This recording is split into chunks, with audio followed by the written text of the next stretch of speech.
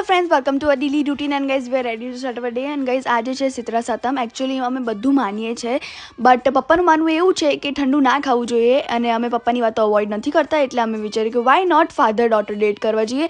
And guys mummy એટલે નથી આવી, કારણ કે મમ્મી જે આપણી પરંપરા છે એ સાચવીને રાખે છે. એટલે સો અમે આવી ગયા હતા નીલકંઠમાં, અને અહીંયા પપ્પાએ મશરૂમ ટ્રાય કર્યું હતું, પણ પપ્પાને મશરૂમ બિલકુલ નથી ભાવતું. બટ હા, અમને બંનેને બહુ ભાવે છે. અને પછી પપ્પા શાંતિથી અમને અનિયન સર્વ કરીને આપતા હતા. It was so cute.